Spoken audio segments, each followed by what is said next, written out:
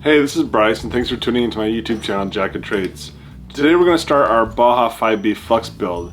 And before we start building the kit, I kind of wanted to go over some of the tools of the trade that you're going to need to build the kit, as well as some tips for working through the manual, because it's not as straightforward as a typical RC kit. The manual is designed to be used with both the Flux version as well as the gas version of the Baja.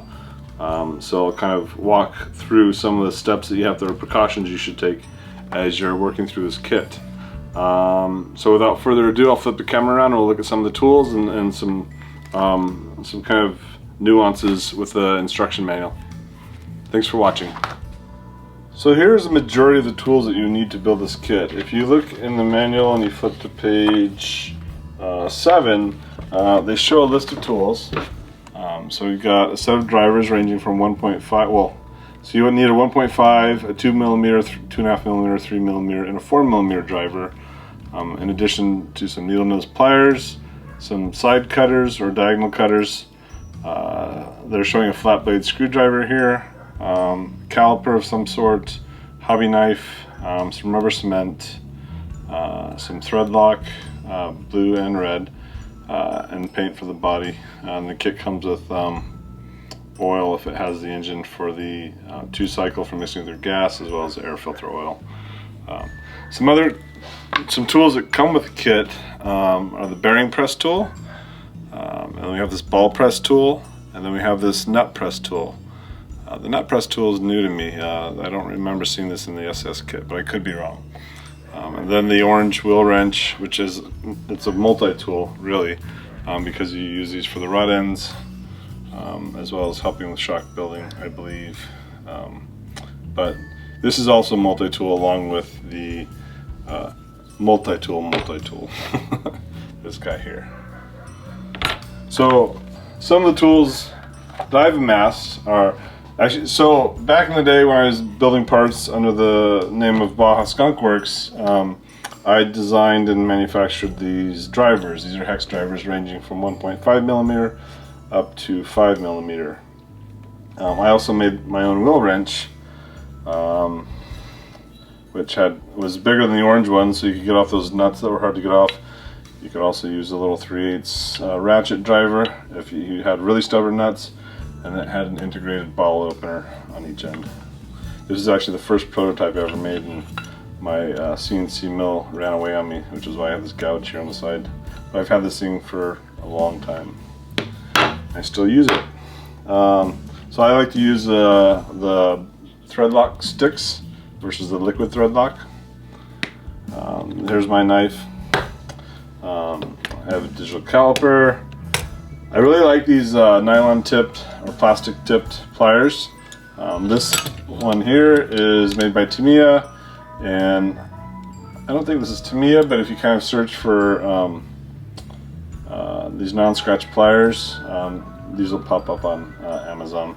But they're really great, just so you can work with some of those harder to, basically anything you need to do with pliers but you don't want to mar up the parts, these are great for. And some needle nose pliers. This is that ball press tool. Actually no, not the ball press tool. Yes, this is the ball press tool. This is that little tool for pressing in the nuts. So you basically use an M3 driver on the back side. Don't lose it first. And then you can use that to push in the nuts into the part. The Baja uses a lot of captured nuts for the screws. This is a special tool that was designed by Team Fast Eddie, and it was used to slip the boots over the ball end of the dog bone. So you would put the dog bone in here, and then this cone would allow you to slip the boot over that ball and onto the drive shaft. It's actually a pretty clever tool. I don't even know if they make these anymore, but that's a legacy Team Fast Eddie tool. This is also a Team Fast Eddie tool. This is a shock building stand.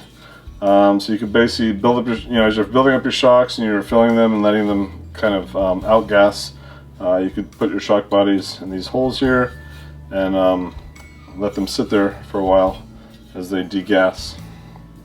It's a nice little stand that they probably aren't making anymore. And that brings us to the instructions. So as I said before, these instructions are designed for both the gas and flux version, which makes it a little confusing. The flux symbol we can see here, this kind of funky F. So as you're going through, you'll see this here, this F symbol, and then it kind of points you to the next stage.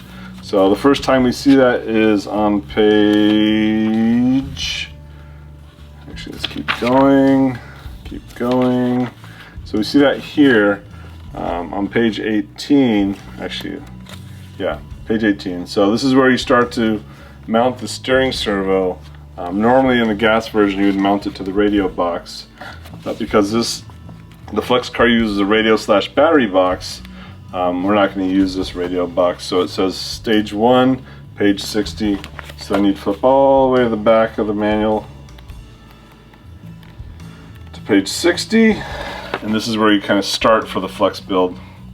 So you'd work through these steps here, and then you get to the end of that process, and then actually we're still working here. Then out down here it says to go back to stage 32 on page 21. So throughout this build, we're going to be going back and forth between the front and the back of the manual to build the Flux.